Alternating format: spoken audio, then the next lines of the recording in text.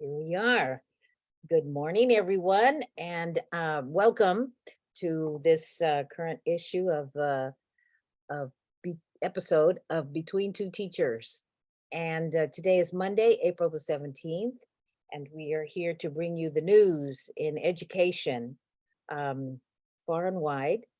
So today, I said the date already.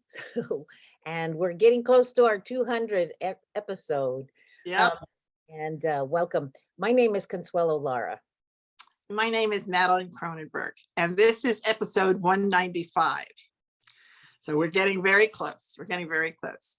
As always, I'm going to give the land acknowledgement that we open each episode with.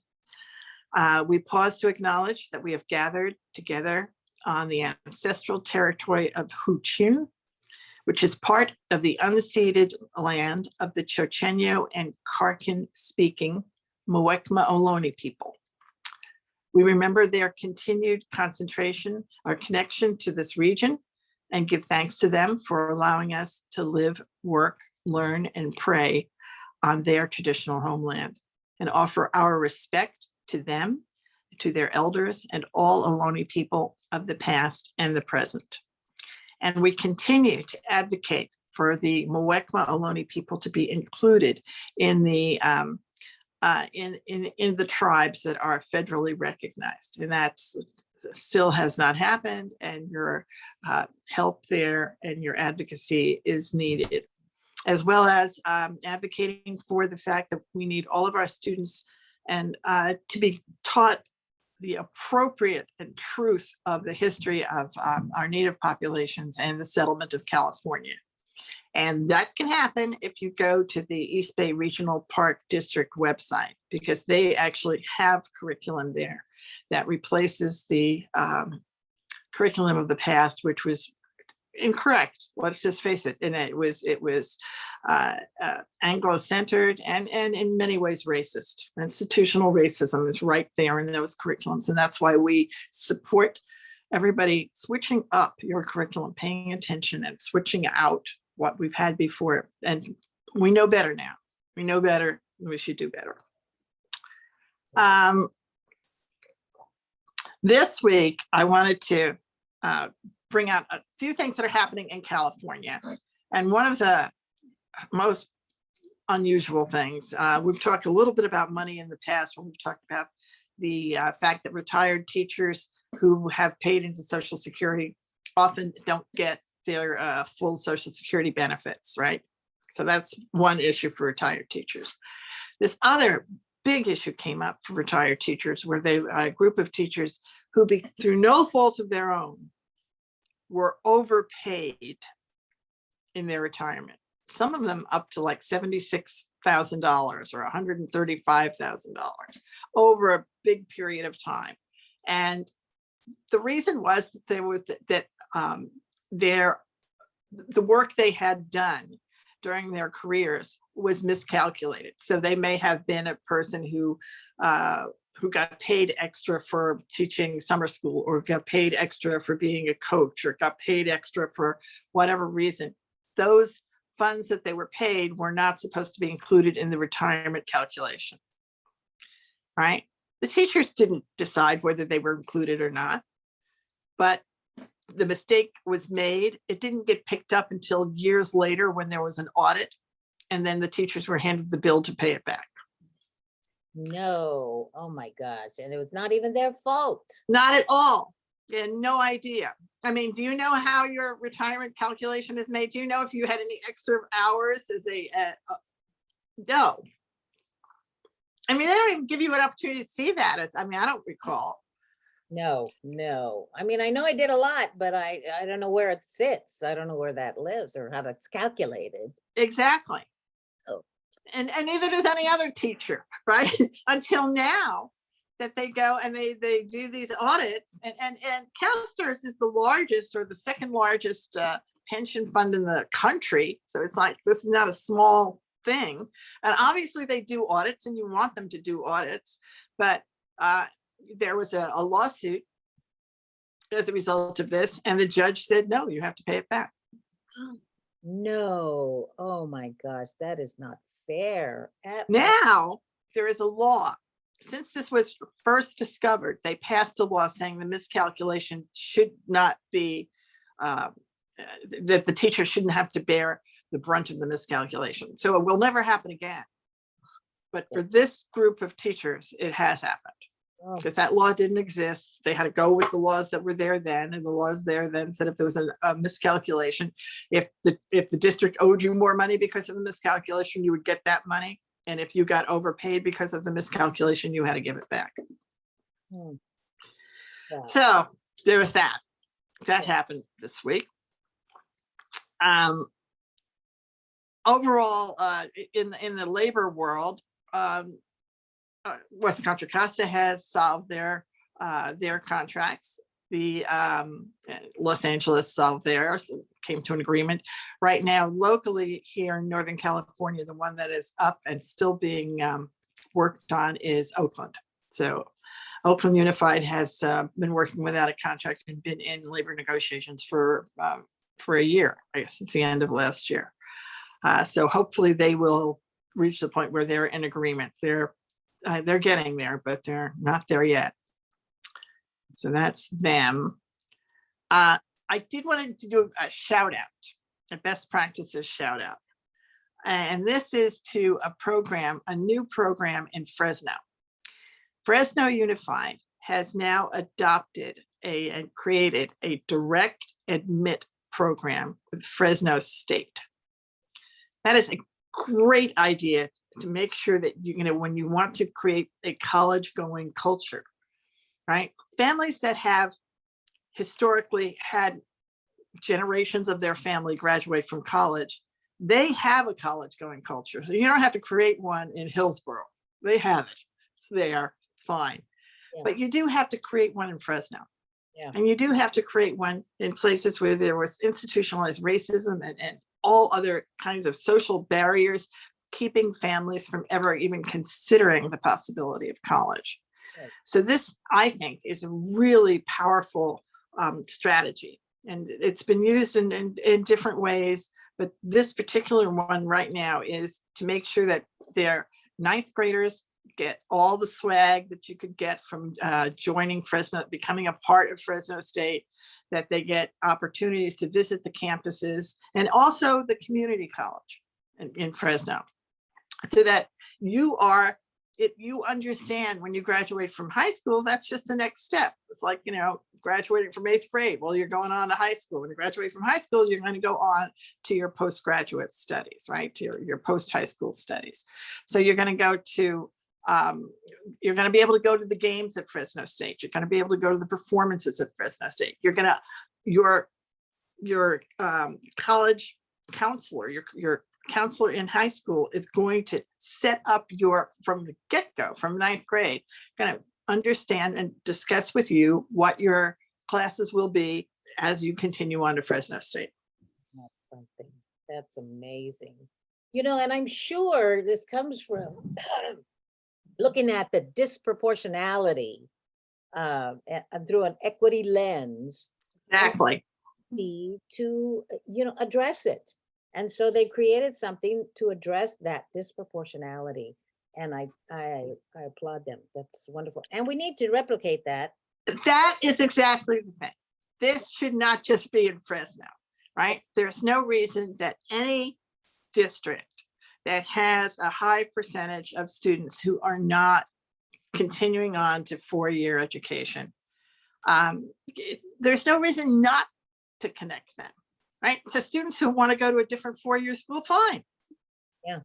Fine. But the idea is it's been in your head. You've understood that was what your trajectory was. And not only that, your whole culture, all of your teachers know that, right? And this doesn't mean you can't go on into the military. It doesn't mean you can't go on into trades programs. You can do all of those things. The question is, what do you do next? Yeah, exactly. And then knowing, because I don't know if that 14-year-olds know that institution was there. And now you do, that you have options. And that's the biggest thing. It just opens up your perspective.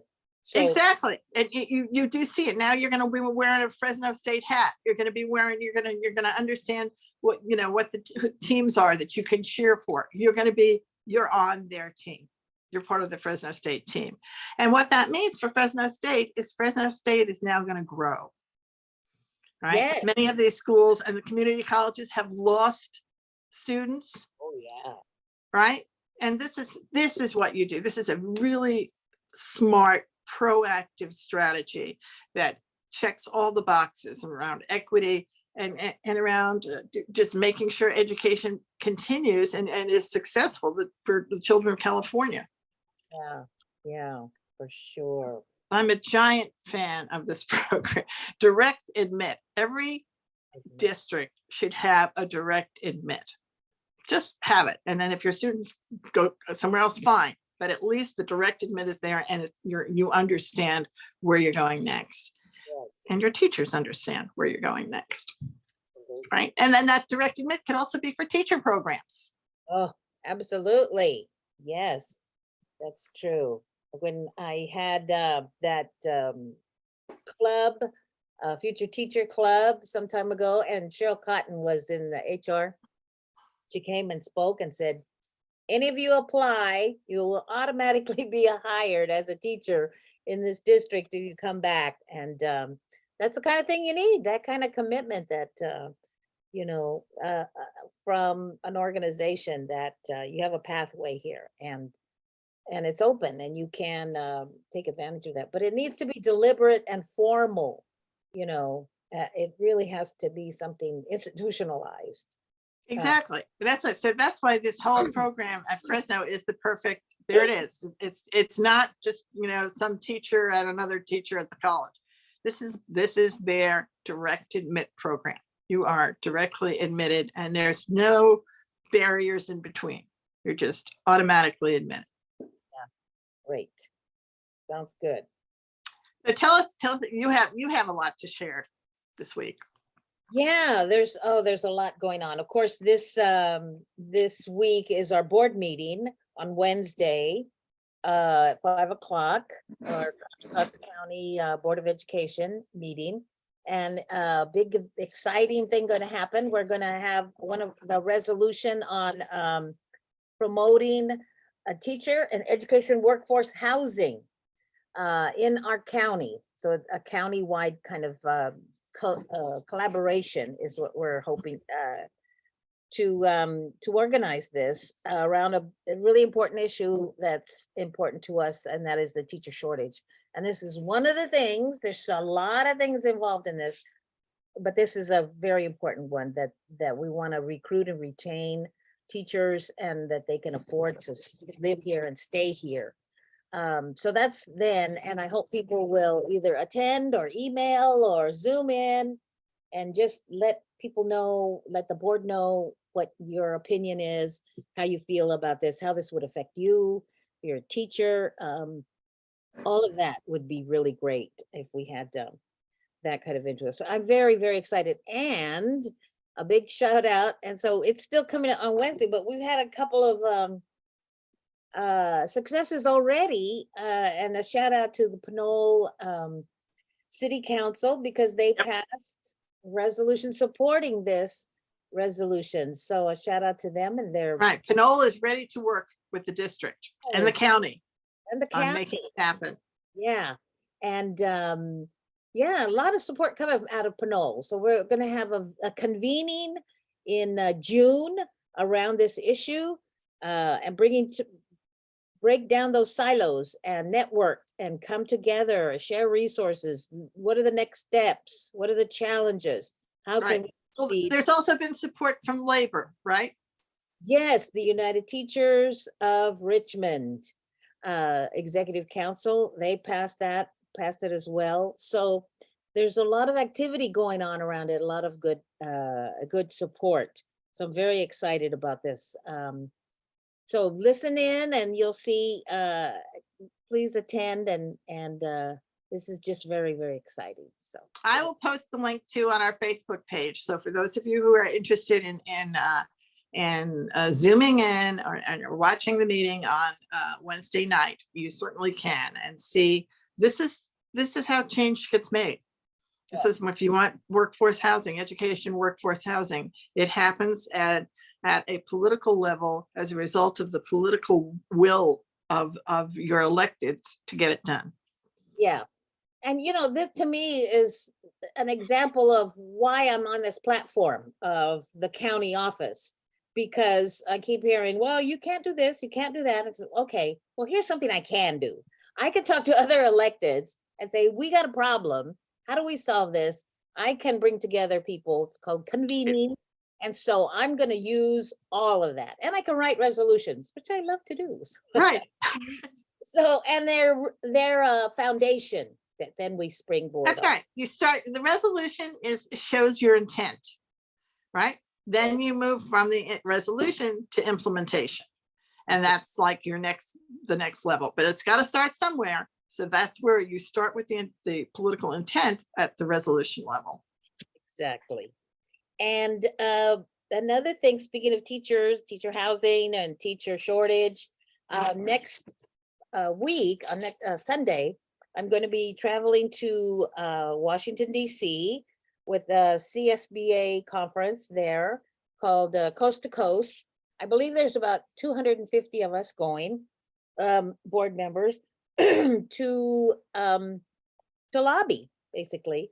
And there's particular issues that are going on that they're going to prep us for with issue papers and things like that. I just want to share some of the things that we will be talking about: alternative education, school status, broadband, having broadband, private student privacy and cybersecurity. Let's see, what else do they have?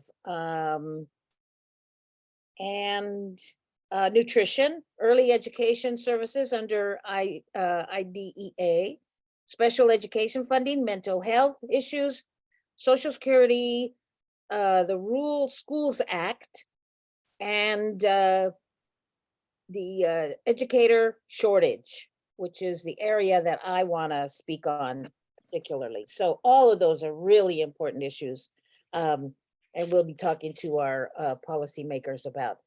So I was looking at the issue paper on increased educators and district shortages, which is very fine. There's 4 items here. The Golden State Teacher Grant Program, which offers money, classified school employee teacher credentialing program, which we've had for a while. So they want to give money to that. National Board Certification Incentive Grant, which is for teachers who are already teachers. And the teacher residency grant program, also heard that, very positive things. But when I go to Richmond High, these things are going to take years. We need a sub today. We need, this is a crisis in some, maybe it's not in other areas, but it is a severe crisis in some areas. So I was just making a list of things that are not here that we need to talk about. Number 1, it all comes under homegrown teachers. We need to get teachers from our communities. And so we need to recruit from high school. Every high school needs to have a high school teacher academy, every high school. Our 2-year, and connected to our 2-year colleges. And the 2-year colleges need to provide certifications for TAs and for subbing, to be a substitute. And we need to, if we recruit from high school, get those students in those programs, pay them, they could work at the district while they work on that credential and get paid for it. And the district should pay the 2-year, it's not that much, pay for that program. Then there's the 4-year program once they get into the 4-year program to get their BA, student teaching. Student teaching also should be paid, needs to be paid. And their program needs to be a BA plus credential program so that there's no 5th year. I mean, we need to expedite this. We need to be in a hurry. And then, of course, the process for CTE teacher credentialing. I mean, there's a lot of potential teachers out there that could be working part-time or full-time. And so we're going to put together a between two teachers, teacher shortage platform here Yes. some things that can really work today, and it's, again, it's about partnerships. It's about bringing these things together so they can be effective. But that's And there are models for this. There oh, are models. We can't say that, this is, we're making something up that it's impossible to do, right? In our 195 episodes, I've mentioned before the model of Lincoln High School in San Francisco. They have done this for years. They have a collaboration with City College of San Francisco and with San Francisco State. It exists. The coursework exists. It's just a matter of political will to bring it to each of our California high schools so that there is the opportunity, that every student has the opportunity to become a part of the education workforce. yeah, Right. And then also, when we're looking at the education workforce housing, that is also part of this whole story, and the idea of building a community. Right? Educators are connected to the community. They are with our children and our community members every day. This is what we need to be able to keep them and make sure that they feel like there's a place for them within our communities. yeah. And so we bring the best practices. We're not making any of this up. These are things that are happening already. So nobody can say, well, what does that look like? Okay, let us show you. So let's show you. Here's a link to where they're doing it. All you have to do is right now, and this is the real issue. Right now, you have districts and community colleges and state universities working in silos. When there's and so the reason for that is that they haven't chosen not to. Right? They don't have to. They can do outreach. And I'm sure that there are those that have done it in different ways, but what we need is something like this that institutionalizes the outreach so that when Mrs. Lara leaves, it continues on. When Ms. Cronenberg leaves, it doesn't mean the program ends. The program continues on, and that's really the critical thing. That's why we want to institutionalize it in every district. So every district is working to grow their own teachers. Yes. And support staff. It may be that you want to be a teacher's aide, you want to be a paraprofessional. Right? That's all those different levels of working in the classroom. Yeah. Right? Oh, librarians, school counselors, education, all of the support staff in education as well. And ultimately the site leaders, right? Going to leadership and administration. All of that is, that's all part of the trajectory here. That's what we're talking about. Yeah, absolutely. Very excited stuff. So we're going to. So that is it is very exciting. And there's a lot that's going to be going on. You're going to come back and tell us how they put you on a national committee to get this done. We will see. Yes. And so I'm pushing as much as I can, as much as they'll let me. Till they right. say, you can't right. do that. I just want to make one more announcement. On Friday at the Concilio Latino, we are having Kirby Lynch, and Sonia Bustamante, Isabel Lara, who are going to talk about the research behind the Office of Racial Equity and Social Justice that's now part of the Board of Supervisors. And I've been just, so anxious to see the actual research that went behind all of that. And it applies to the whole county. And so I'm just thrilled about that. I'll send out an agenda pretty soon, and it'll be posted as well. So we can send it here. Perfect. It'd be great. All right. Perfect. That's it. So then our last thing is a shout out. And our shout out is, first of all, to the wonderful Pinole City Council and the UTR executive boards for both taking the lead on supporting workforce housing. And to our super subscriber, Mike Peretz of Kennedy High School, Kennedy High alum and Kennedy High and champion of Kennedy High, who is working endlessly, relentlessly to support everything that Kennedy needs, including now their new the Adopt a School program, which is going to be becoming part of the Kennedy High world. So shout out to you, Mike. Wasn't he a teacher there? He was a teacher. Absolutely. there. He was a student. He was a student teacher. there, a teacher there, so He's the example of what we were just talking about. He's the Exactly. example of the student who comes back to teach in his school and then retires and comes back to volunteer, yes, as he's right? great. Thank you, Mike. Thank you. Thank you so much, Mike. And we'll see you again, Mike, and we'll see everyone else next time on Between Two Teachers.